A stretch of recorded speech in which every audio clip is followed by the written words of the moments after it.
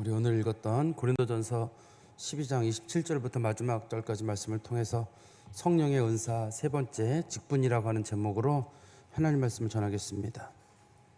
고린도전서 12장에는 크게 이제 은사를 세 가지로 구분했거든요. 은사를 구분해 가지고 각각의 은사들에 통해서 하나님이 주시는 어떤 역사에 대해 설명을 하고 있는데 제일 앞부분에서는 은사의 종류가 나와요. 예언의 은사도 나오고 방언의 은사, 병 고치는 은사, 믿음의 은사, 뭐 여러 가지 은사가 나오는데 그 전부 다 한 성령님에서 나오기 때문에 어떤 은사가 더 좋고 나쁘고는 없다 하는 게 이제 처음에 등장하는 거고, 두 번째는 사역에 관련된 내용입니다. 사역에 관련된 내용은 교회에서 여러 종류의 사역이 있잖아요. 직분 말고요. 사역, 일의 종류입니다. 일의 종류인데 그것도 은사예요. 그러니까 우리가 흔히 얘기하는 은사, 신령한 은사 그거 말고도 교회에서 우리가 여러 가지 일들을 하는데 그 일들도 역시 마찬가지로 그것이 하나님이 주신 은사입니다. 은사해 가지고 그 은사를 가진 사람들은 다른 사람들을 얕잡아 보면 안 돼요. 왜냐하면 그 은사의 출처가 누구냐면 하나님의 은사의 출처고 예수님의 은사의 출처인데 하나님께서 필요하다고 벌써 그걸 준 거거든요. 당시 어떤 사람들이 나는 눈의 역할을 하고 또 나는 어떤 사람은 손의 역할을 하면 눈의 역할을 하는 사람들이 손의 역할을 하는 사람들을 얕잡아 보는 일이 있었거든요.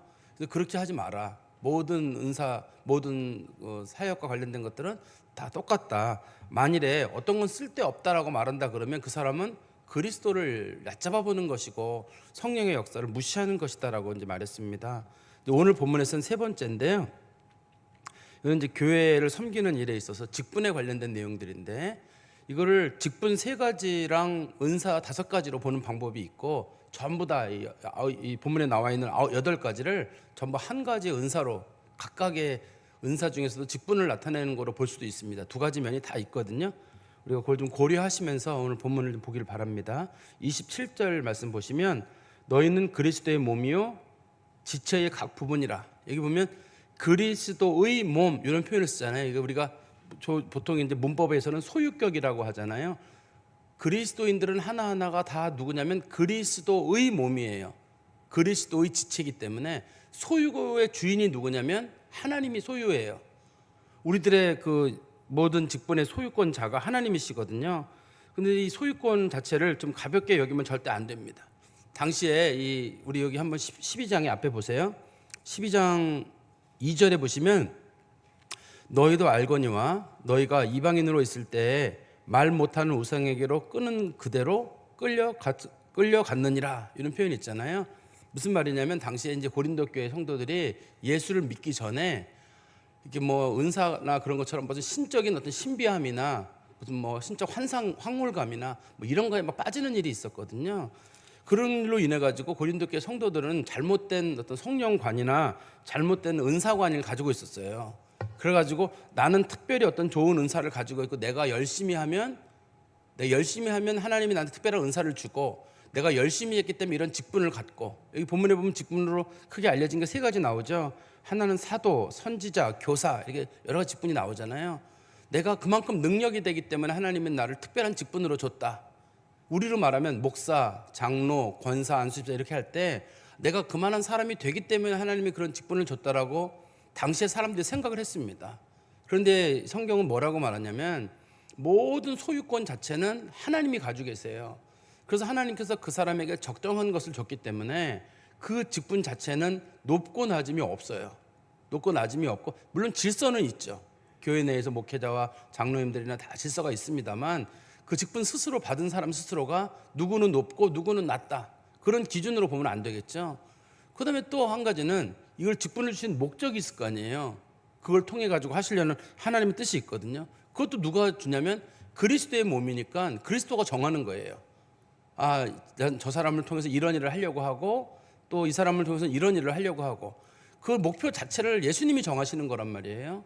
그래서 내가 어떤 일을 했을 때 내가 했다고 자랑할 게 없어요. 목표를 정하시고 그 능력도 부으신 분이 예수님이시기 때문에 예수님께서는 혹은 하나님께서는 성령의 은사를 통해 가지고 성령의 살아계심과 그리스도의 능력을 나타내게 되거든요. 그러니까 어떤 직분을 받은 사람이 나는 특별한 어떤 재능을 가지고 있다라든지 이거는 내가 다른 사람보다 잘한다든지 그런 마음을 갖지 말고 주님께서 다 맡겨주신 일인 줄 알고 모든 사람이 교회 일은 겸손함으로 그러니까 교회 일을 섬기는 일에서는 원칙이 있는데 어떤 직분을 갖고 있든 어떤 사역을 하든 간에 우리는 모두 그리스도의 소유다. 내가 주인이 되면 안 된다. 우리가 예수님을 주님이라고 부르잖아요. 주님이라고 부를 때 그 말은 다른 말로는 나는 누구란 뜻인가요? 노예란 뜻이잖아요. 주님이 주인이면 난 노예란 뜻이란 말이에요. 근데 노예가 자꾸 자기 성품을 드러내는 거예요. 말로는 맨날 주인님 주인님 그러면서 우리 표현으로는 주여 주여 부르는데 주인이 보니까 정말 못된 놈들이 있는 거예요. 진짜 하고 싶은 대로 하는 거예요. 그럼 옛날 주인들은 어떻게 할까요? 그 노예를 때려가지고 반쯤 죽이겠죠. 말 안 들으니까. 내가 주님을 주인이라고 부른다 그러면 내가 주인이 원하시는 일들을 해야 되는 거 아니에요. 주인이 하지 말라는 일을 하지 말아야 되거든요. 근데 주인이 하지 말라는 일을 하고 주인이 싫어하는 일만 골라 하고 그러면서도 주인님 주인님 그럼 주인께서 그러지 않겠어요? 너 놀리냐고 말이야. 말로는 주인님 주인님 이러면서 뒤에 가서 딴짓하고 말이야. 근데 우리가 예수님을 주님이라고 부르는 그 순간에 나의 소유는 주님이고 소유권은 주님이 가지고 계시고 나는 그냥 주님께서 시키신 일을 하는 겁니다. 모든 직분을 받은 사람들은 그런 마음으로 일을 해야 돼요. 교회 내에서는. 그리고 그것이 직분뿐만 아니라 우리들의 삶, 사역과 관련돼 가지고도 혹은 뭐 인생을 살아갈 때도 마찬가지입니다. 그럴 때에도 주님이 뭘 기뻐하시는가 그걸 생각하는 거예요. 그래서 그리스도인들은 엄밀하게 자유의지가 없어요. 그것도 사람들이 가끔 물어보시더라고요. 우리는 자유의지를 가지고 주님을 섬기지 않느냐 그러는데 기독교인이 자유가 어디 있어요? 예수님에게 팔린 바 됐는데 주님이 우리를 샀단 말이에요. 핏값으로 샀기 때문에 우리는 이제 주님이 기뻐하신 일을 하는 그런 어떻게 하면 주님을 더 기쁘게 할 것인가라는 자유의지는 있을지 몰라도 나는 내 마음대로 하고 말고 교회를 가고 안 가고 이걸 하고 말고 그런 결정권이 어디 있어요. 내 의지 자체를 다 예수님에게 맡겨버렸거든요. 그건 종교개혁자들도 마찬가지입니다. 자유의지, 사실 기독교에는 자유의지가 없다. 우리는 오로지 그리스도께 팔린 바 된 자기 때문에 주님이 기뻐하시는 일을 할 수 있는 그 자유만 있다. 이걸 노예의지라고 합니다. 주님이 시키시는 일만 온전히 한다는 거죠. 사도 바울은 27절 말씀을 통해서 너희는 그리스도의 몸이요 지체의 각 부분이라 이 말을 통해 가지고 소유권이 너희들에게 있지 않다는 걸 기억하고 높낮이가 있지 않다는 것도 기억해라. 절대 너희들이 주인이 아니고 예수님이 주인이고 하나님이 주인이시다. 이렇게 말하죠. 그 다음에 우리 28절의 말씀해 보시면 하나님의 교회에 직분을 세우셨는데 첫째는 사도요, 둘째는 선지자요, 셋째는 교사요. 초대교회에 이렇게 직분이 많지 않은 여기 보면 장로, 집사 그런 직분이 아직 없잖아요. 당시에 아직까지 그런 직분이 없는 이유는 그 성경에서 보면 가장 먼저 기록된 성경이 일반적으로 알려져 있기를 일반적으로 알려져 있는 겁니다. 그냥 보통 경우 갈라디아서가 제일 먼저 기록이 되고 그리고 이제 고린도 전서나 후서가 이렇게 기록된 걸로 알려져 있습니다. 마태복음, 마가복음은 좀 늦게 좀 더 기록이 되고 요한복음은 좀 더 늦게 기록이 되고 그래서 초창기의 교회의 모습이에요. 초창기의 교회의 모습에는 직분으로 나눠지는 게 크게 세 가지 직분이 있습니다. 하나가 사도라고 불려지는 직분, 두 번째가 선지자라고 불리고 세 번째는 교사라고 불리는 직분인데요. 사도는 잘 알고 있는 대로 여러분들이 예수님의 12제자를 우리가 보통 사도라고 부르거든요. 예수님과 함께 공적 생애를 함께 보냈고 그 다음에 예수님께서 부활 승천하시면서 명령을 내리셨죠. 너희는 끝까지 가서 내 증인이 되라. 그 말씀을 명령을 받은 사람들 우리가 보통 그 사람들을 사도라고 부릅니다. 그렇지만 이 본문에서 사도는 그런 뜻은 아닙니다. 이 본문에서는 그런 뜻으로 사도가 사용되는 게 아니라 당시에는 교회에 특별하게 이 설교를 할 수 있는 전문적인 기술을 가진 사람들이 없어요. 초대교회 내에는 말씀을 제대로 이해하고 예수님과 생활했던 사람들이 극소수의 사람들이거든요. 그러다 보니까 말씀을 아주 잘 아는 사람들이 보통 교회를 하나 맡으면 여러 개를 맡는 거예요. 우리가 잘 아는 대로 소아시아에 7교회 있잖아요. 사도 요한이 요한계시록에서 7교회 편지 에베소 교회, 빌립보 교회, 서머나 교회 그 교회 7개 교회의 전체 교회의 목회자는 엄밀하게는 사도 요한 한 사람이에요. 엄밀하게는 사도 요한 한 사람이 그 각각의 교회들에게 장로들을 두고 교회를 치리하는 역할을 하게 되거든요. 그런 것처럼 이 초대교회는 교회의 목회자들이 흔하지가 않아요. 특별히 전문적으로 하나님의 능력과 그리스도로부터 지상 명령을 받은 그런 사람들이 많지가 않기 때문에 이 본문에서 사도란 말은 예수님의 12제자만 부르는 게 아니라 곳곳에 돌아다니면서 하나님 말씀을 전문적으로 전하는 순회 전도자들 그 사람들도 동시에 부르는 표현입니다. 이게 12제자가 라고만 이 본문에서는 표현하기가 어렵습니다. 12제자 중에는 이미 벌써 죽은 자들도 있기 때문에 12제자들이라고만 할 수 없고, 또 12제자 중에 사도 바울 빼놓고는 나머지는 대부분 예루살렘 주변에 있었잖아요. 복음 전하는 사람은 사도 바울 하나이기 때문에 그럼 사도 바울 하나만 사도냐? 그렇게는 할 수 없고, 고린도 교회에도 나중에 아볼로도 가고 가잖아요. 아볼로도 나중에 사람들이 사도라고 부릅니다. 아볼로는 예수님과 공생애를 같이 하지 않았잖아요. 그렇지만 그를 사도라고 부르는 이유는 그도 사도에 준하는 하나님의 능력을 가지고 직접 그리스도를 보진 못했다 할지라도 그 능력을 가지고 있는 사람이기 때문에 그런 사람들이 돌아다니면서 말씀을 전하거든요. 그래서 교회에는 순회 목회자들이 있었다, 이런 뜻입니다, 이 본문에서는. 그리고 두 번째는 선지자라고 불려지는데, 선지자들이라고 불려지는 사람들은 사도들로부터 권위를 받은 사람들이에요. 우리가 구약 성경에서 말하는 선지자들과는 좀 다릅니다.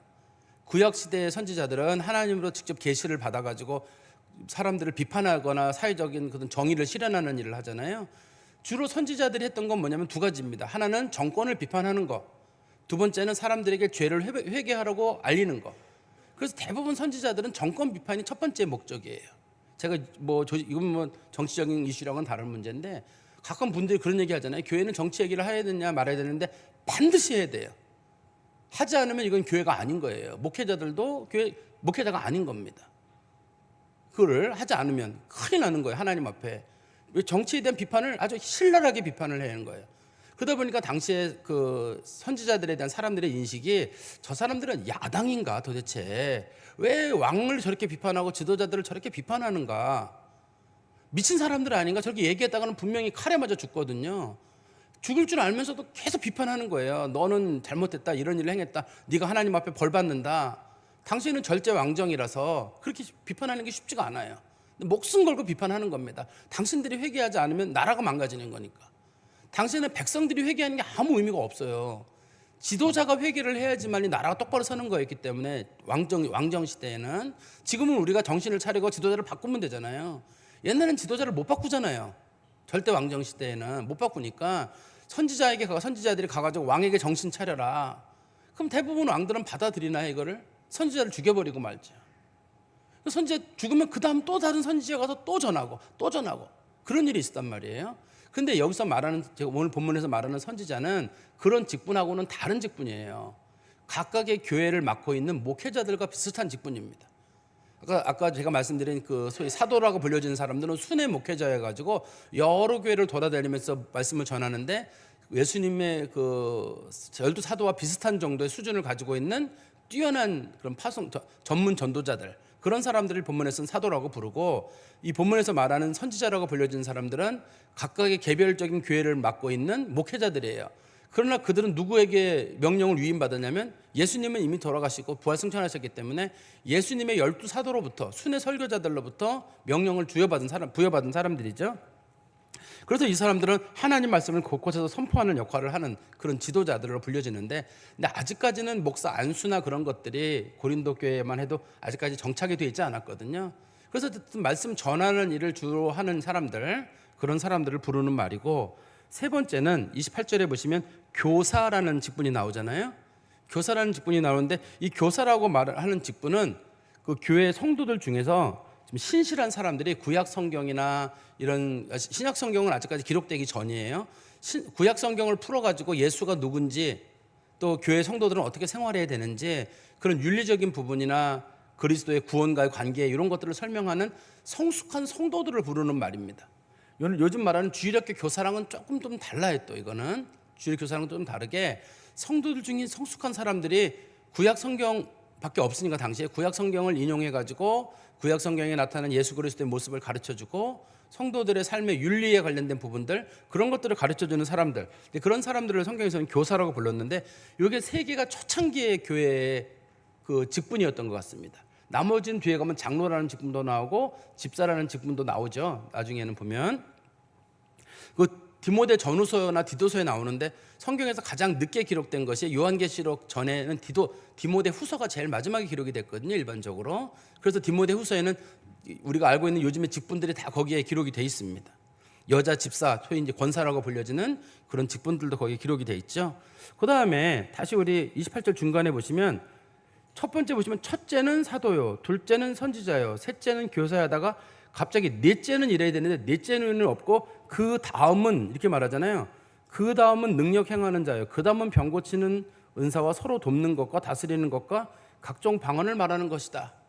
그러니까 순서는 그 다음부터는 순서가 중요한 게 아니에요. 이러한 일을 하는 사람들이 있다는 거죠, 교회 내에.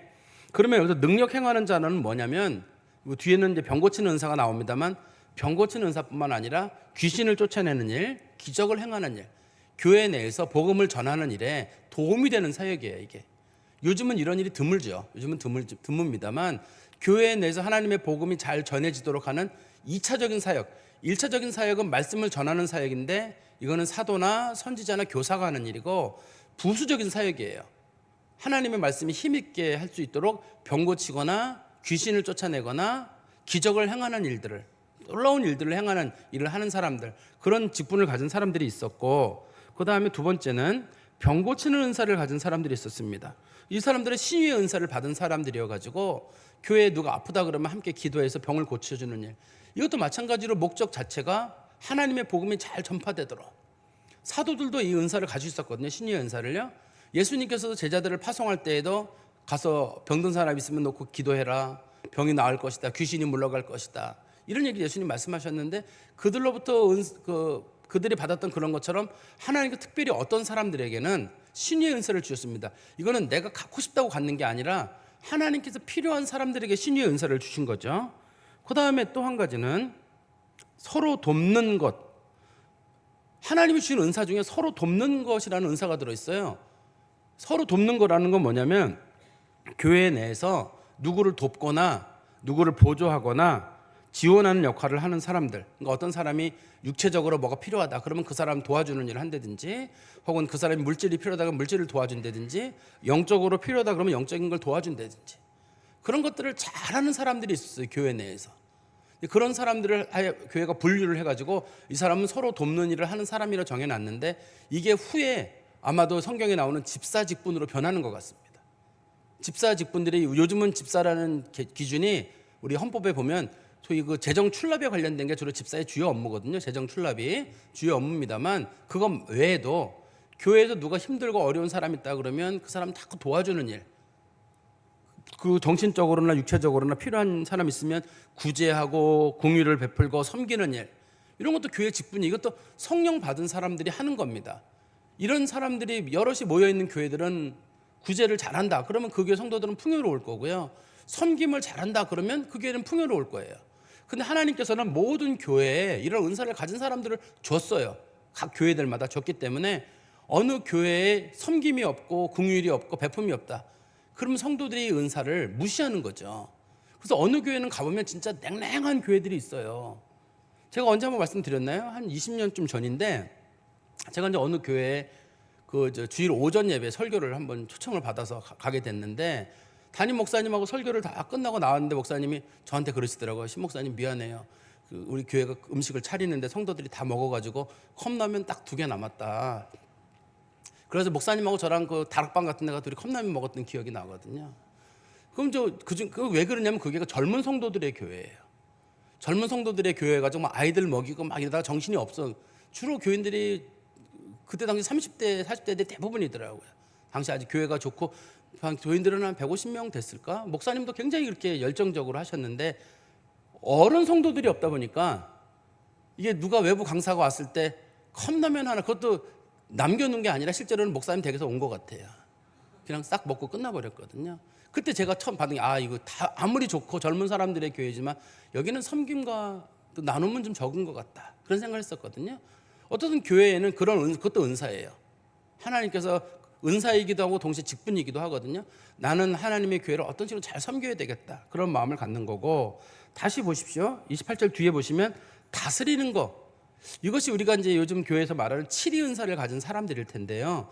여기서는 칠이라는 것뿐만 아니라 교회를 관리하는 사람들도 여기 포함됩니다. 교회가 어디 뭐 망가진 일이 있는지, 교회는 조금만 지나면 다 망가지거든요. 혹시 여러분들도 보면 우리 교회는 10년이 됐는데 별로 망가진 게 없는 것 같아, 수시로 이거 갈고 닦고 하는 분들이 계세요. 교회 내에서 매주 토요일마다 모여가지고 남자들이 뭐 어디 뭐 망가졌나 전구 갈고 뭘 갈고, 혹시 뭐 사람들 넘어질까 싶어가지고 계단 오다 보면은 횡단보도 건너는 것처럼 다 표시가 돼 있잖아요. 넘어지지 말라고. 그런 거는 누군가가 생각을 해가지고 성도들이 다 붙이는 거예요. 거기다가 이거 하고 저거 하고 어디 물 샌다 그러면 그거 고치고 뭐 하나 그러면 정말 시간 날 때마다 교회를 섬기고 관리하는 일들을 하는 거거든요.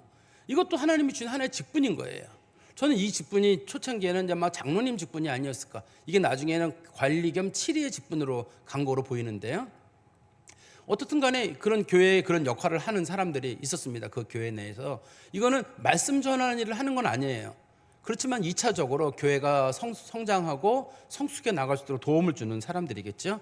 그 다음에 다시 28절에 뒤에 보시면 각종 방언을 말하는 사람들. 근데 이 방언이 요즘 오늘 우리가 말하는 방언하고는 조금 다른 것 같습니다. 왜 다르냐면 한번 보세요. 우리 이 30절에 보시면 30절에 이런 표현이 있잖아요. 다 병 고치는 은사를 가진 자이겠느냐? 다 방언을 말하는 자이겠느냐? 다 통역하는 자이겠느냐? 방언이라는 말과 통역이라는 말이 항상 같이 붙어 있는데 초대교회에는 하나님께서 특별 계시를 내리는 일이 있었습니다. 그러면 그 사람들이 방언을 받아가지고 방언으로 하나님의 특별 계시를 전하는 일이 있었어요. 그러면 통역의 은사를 가진 사람들이 그 하나님의 뜻을 전해주는 거예요.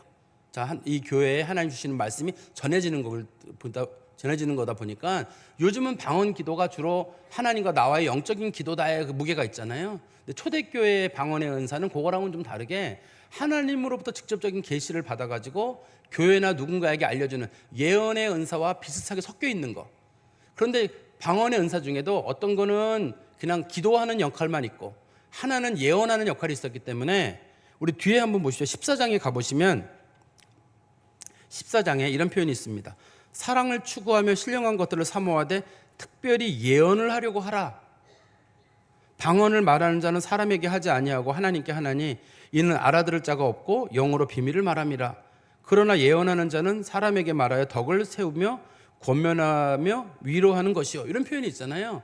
그러니까 이 교회 내에 방언의 은사가 하나님과의 기도만 하는 그런 게 아니라 특별히 하나님으로부터 계시를 받아가지고 그걸 통역하는 역할을 했던 성도들이, 이건 초대교회의 은사 중에 하나입니다. 지금은 우리는 이 은사가 단절됐다고 믿어요. 성경의 완성 이후로는. 그렇습니다만 어쨌든 간에 초대교회는 이런 은사들을 가진 사람들이 있어가지고 이런 교회에서 누가 어떤 그 방언 기도를 하면 그것을 누가 통역해 줘가지고 하나님께서 교회에게 주시는 직접적인 말씀들, 그런 말씀들을 알리는 역할을 했었거든요. 그리고 여기서는 총 나오는 게 요것만 놓고 보면은 5개 혹은 6개로 돼 있어 총 9개라고도 볼 수 있을 것 같아요. 근데 교회에는 하나님께서는 다양한 은사를 줘가지고 말씀 전하는 역할을 하는 부류가 3부류가 있었고, 그 다음에 부수적으로 2차적으로 교회를 섬기는 일을 하는 부서가 5개 혹은 6개 정도의 직분이나 혹은 은사가 있었던 거로 보입니다. 그러나 맨 끝에 31절에 말씀해 보십시오.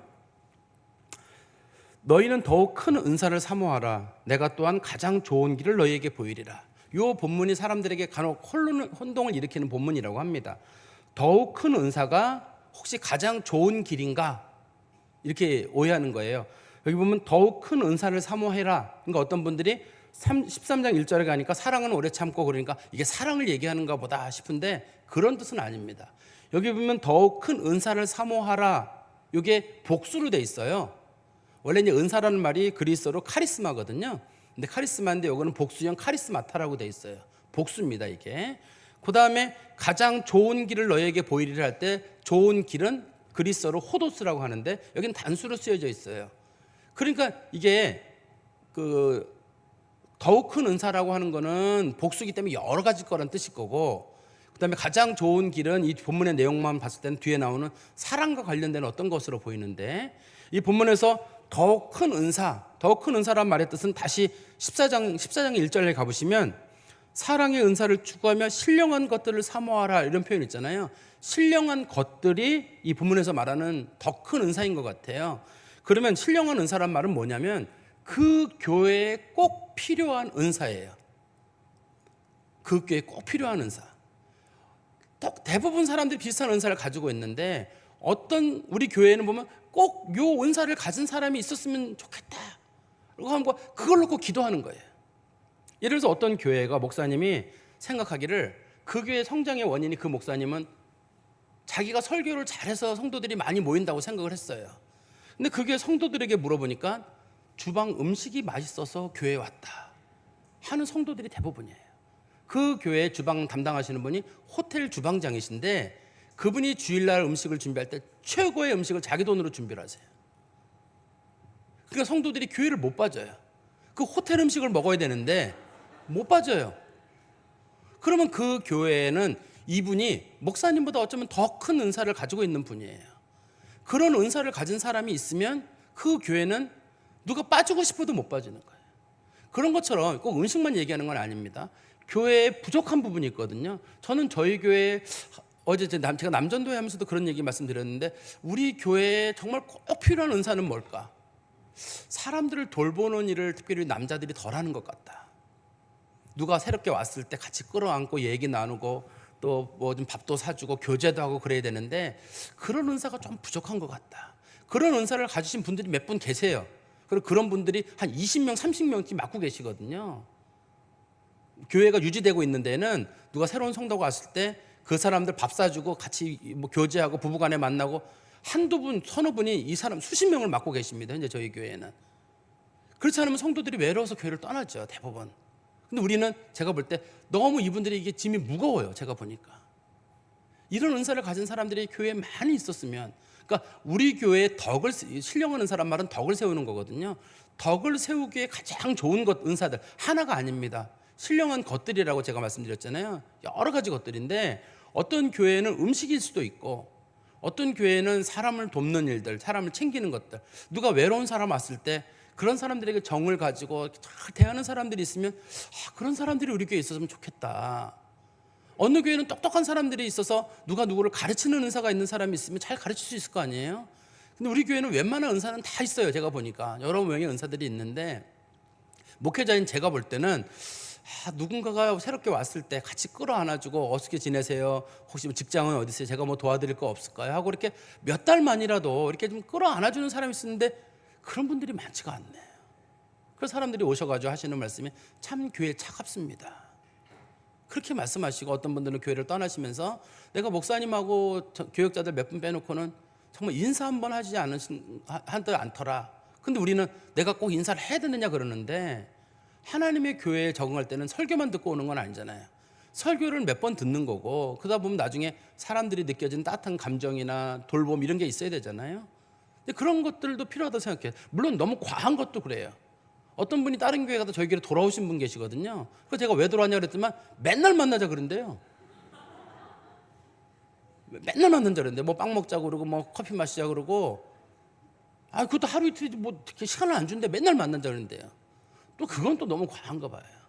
제가 볼 때는 우리 각각의 교회들마다 뭐가 최선의 교회인가 할 때 이 본문에 보니까 더 큰 것을 사모하라고 할 때 다시 보십시오.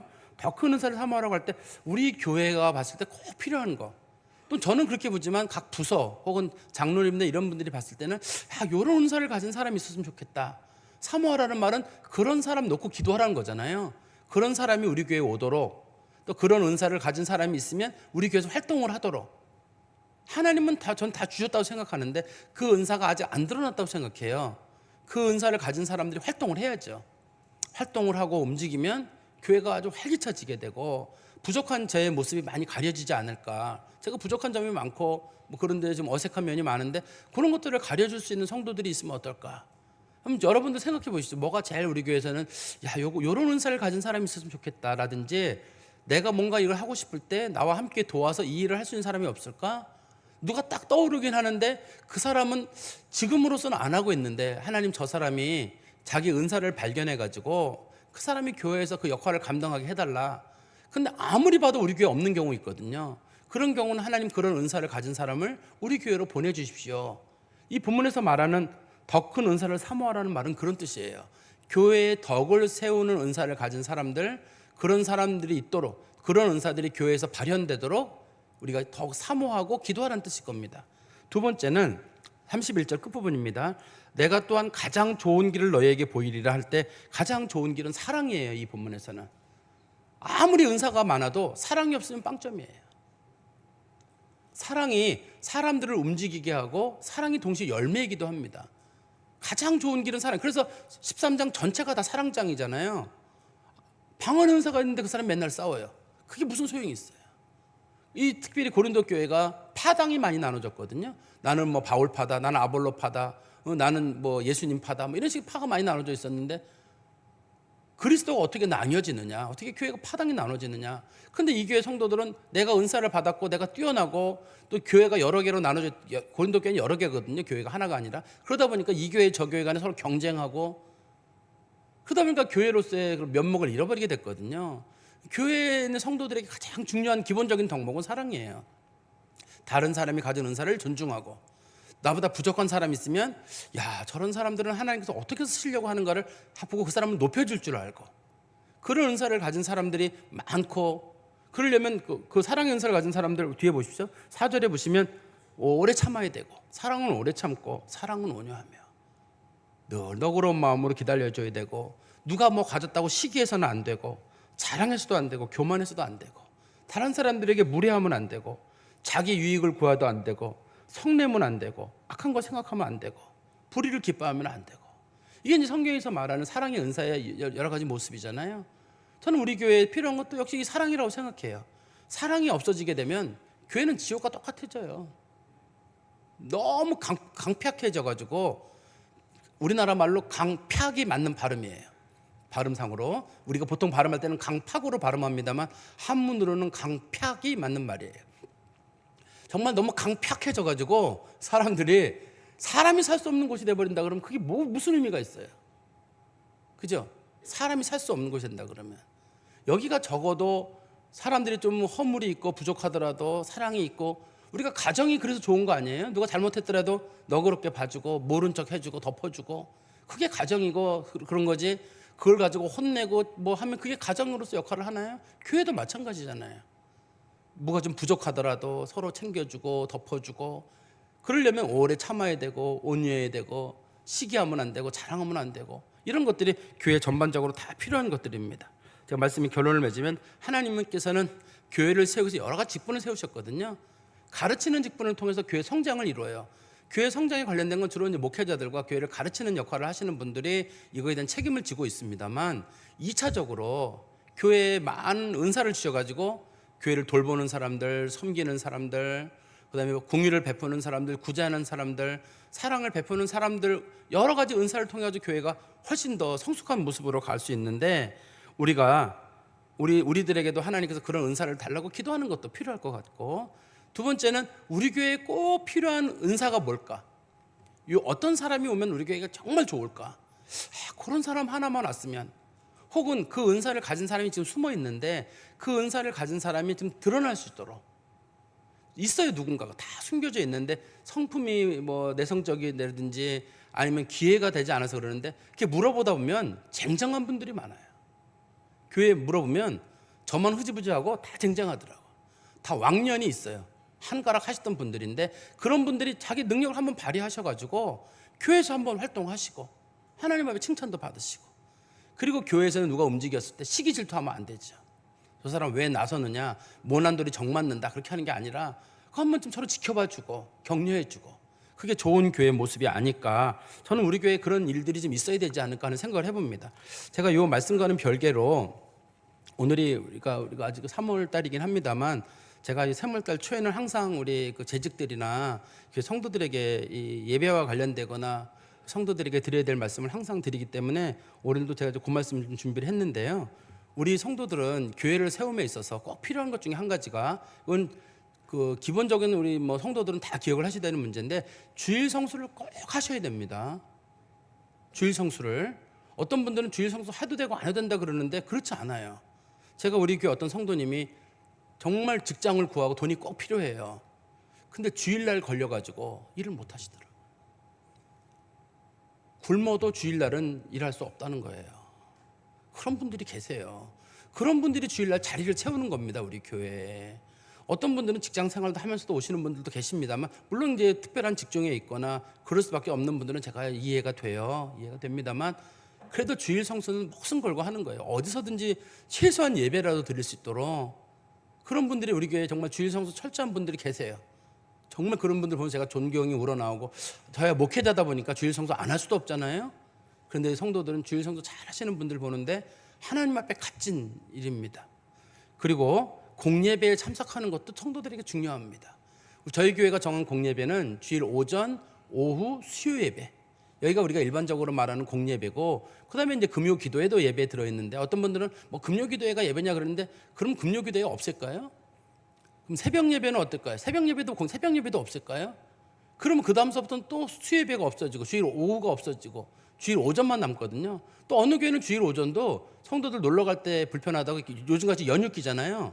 그러면 2월 28일 날 주일 예배를 드리더라고요, 미리. 좋죠, 그러면 조금. 연휴 딱 쉴 수 있고, 아니면 27일 날 미리 한다든지. 그런 교회들이 있어요. 예배 시간 하루 이틀 당겨주더라고요, 이렇게.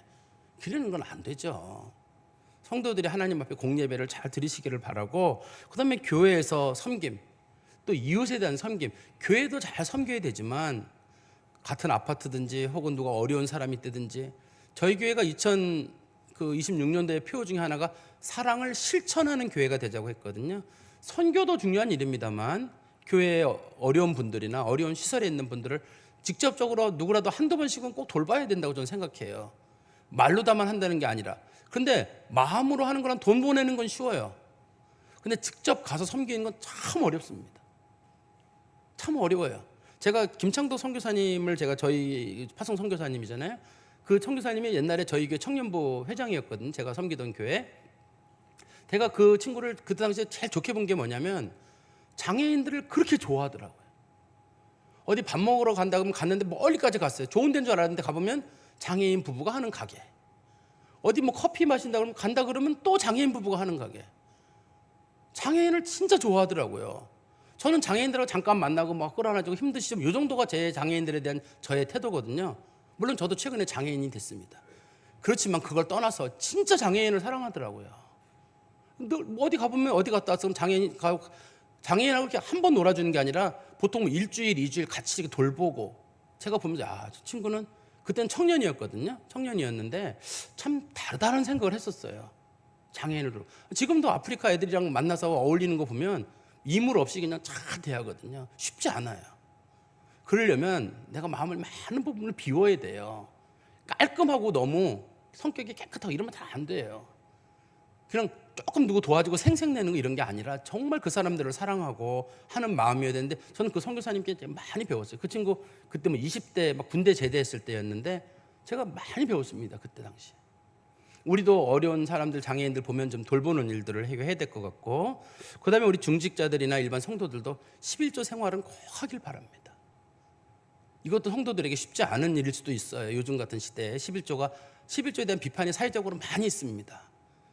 사회적으로. 그렇지만 우리 교회는 참 하나님 주신 헌금을 온전히 쓰려고 애를 쓰고 있고, 그걸 또 우리가 관리 재정부 철저하게 하고, 또 감사를 통해서 누가 제대로 쓰나 안 쓰나 꼼꼼히 검사하고, 하나님 헌금에 낭비되지 않게 하려고 꽤 애를 쓰고 있거든요, 교회가.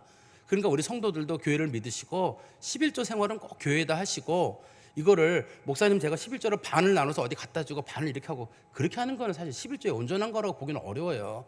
저희 교회에다 하시면서 제가 누구를 도와주고 싶은데 혹시라도 저희 교회가 누구를 도와줄 수 있습니까? 이렇게 이제 교회 청원을 해가지고 교회가 글로 보내준다든지 그런 건 있을 수가 있어요. 근데 11조를 보니까 임의로 나눠가지고 내가 3분의 1은 여기로, 3분의 1은 저기로 이런 식으로 이렇게 하나님 돈은 그렇게 하는 건 아닙니다. 11조는 그걸 마치 용돈 나누듯이 하는 거잖아요. 그렇게 하고 싶은 사람들은 11조는 교회에다 하는 거고, 내가 누구를 도와주려고 하면 내 돈 따로 내서 하는 거죠. 똑같죠. 저도 똑같아요. 저도 후원하는 선교사님들이나 목사님들이 많아요. 저도 개인적으로. 그러면 저도 개인적으로 그분들에게 후원할 때 어떤 데 짐에 무거울 때가 있어요. 그래서 어느 해인가는 제가 그분들에게 편지를 보냈어요. 이제 내가 그 11조를 선교 헌금을 내가 더 이상 못할 것 같다. 그날이 아마 그때가 그때 연말쯤인 거예요. 마음이 너무 불안한 거예요. 하고 나서 이 편지를 보내고 나서. 그 집사람한테 얘기했더니 집사람이 왜 그런 짓을 했냐고 말이야. 막 뭐라 그러더라고 저한테. 저도 그래서 그 지우고 나서 몇 시간 뒤에 다시 보냈어요. 취소합니다. 다시 보내겠습니다. 근데 그때는 이 선교헌금 때문에 빚이 생기는 거예요. 빚이 생길 정도인 거예요. 너무나 많은 분들에게 이런저런 약속을 해가지고 보내다 보니까. 그래도 이거는 별개예요. 이거랑은 별개이기 때문에 하나님 앞에 11조는 그렇게 하는 거 아니라는 거 마음에 담아두시고, 그 다음에 우리 이제 교회 성도들은 음주 문제나 흡연 문제는 좀 끊으셨으면 좋겠어요.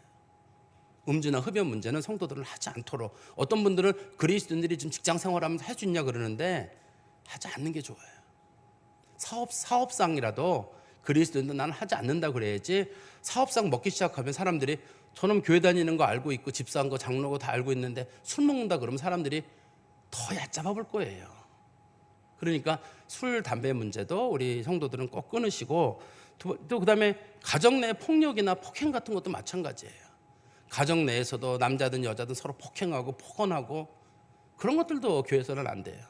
교회 직분을 맡은 사람들은 한 가정을 잘 다스리는 사람들이어야 되기 때문에 폭행한다든지 폭언한다든지 지나치게 싸운다든지 하다가 중간에 휴전을 하시고 그만하셔야지, 끝까지 이런 식으로 가는 것도 옳지 않고, 그다음에 우리가 우상 숭배 같은 거 제사 드리는 것도 안 됩니다. 그리스도인들은 목사님 차에 질서상 어쩔 수 없는 것 같은데, 어쩔 수 없는 건 한두 번이었어야지 긴 세월 동안 어쩔 수 없는 건 없어요.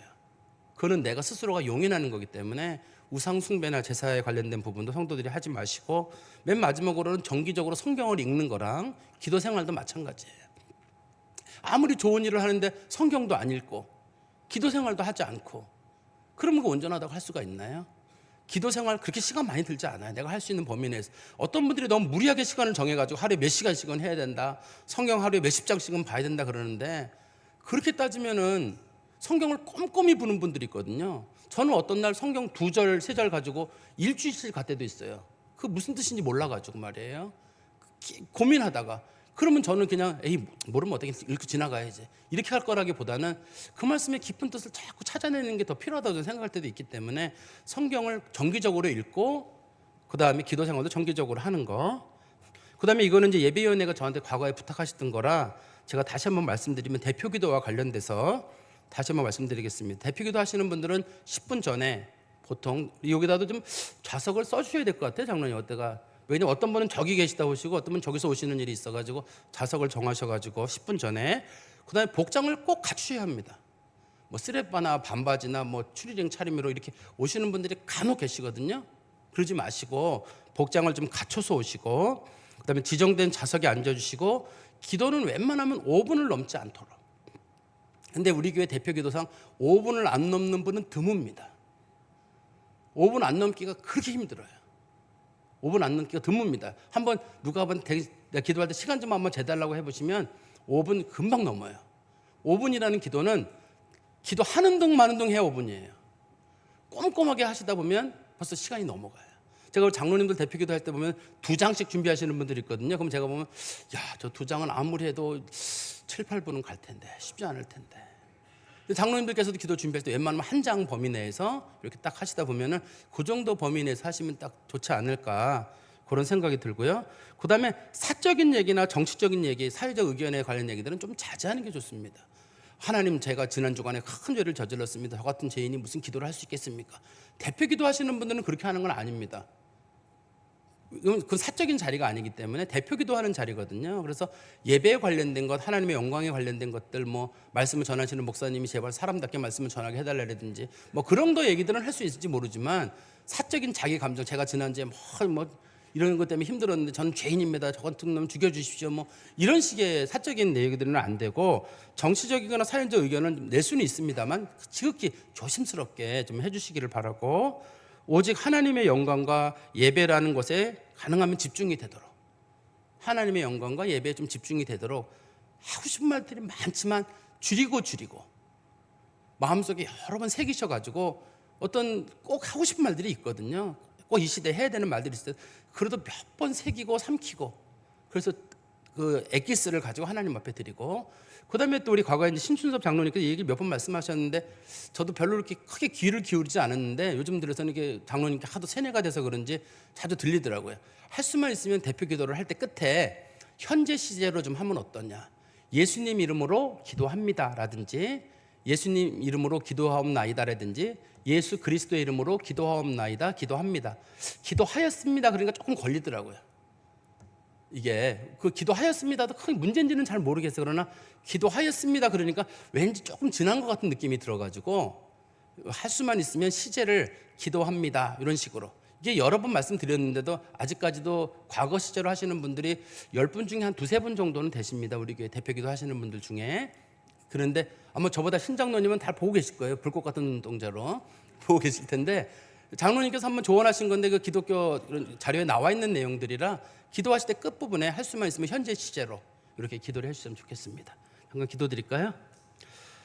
하나님 아버지, 저희들이 한 교회를 섬기게 하신 거 감사합니다. 이 교회는 그리스도의 몸된 교회이고 주인은 그리스도시며 그리스도가 목표로 하고 있는 일을 이루는 것이 교회가 해야 될 일이며, 이 교회에서는 성령의 역사가 반드시 드러나야 하고 사람의 냄새는 사라져야 함을 저희들이 믿습니다. 하나님께서는 교회를 세우기 위해서 각각의 사람들에게 직분을 주셔서 교회를 세우게 하시며, 또한 은사를 베푸시사 하나님의 교회에 섬기는 데 도움이 되도록 여러 사람을 세우신 줄 믿습니다. 우리에게 주신 은사를 잘 발견하게 하시고 그 은사를 통해서 우리 교회 부족한 부분들을 하나씩 채워나가는 믿음의 성도들이 되도록 하나님 도와주시며, 우리가 성령의 도구가 되어 지금도 성령께서 역사하신다는 것을 우리들의 삶을 통해 실천하는 믿음의 성도들이 되게 하여 주시옵소서. 예수 그리스도의 이름으로 기도하옵나이다. 아멘.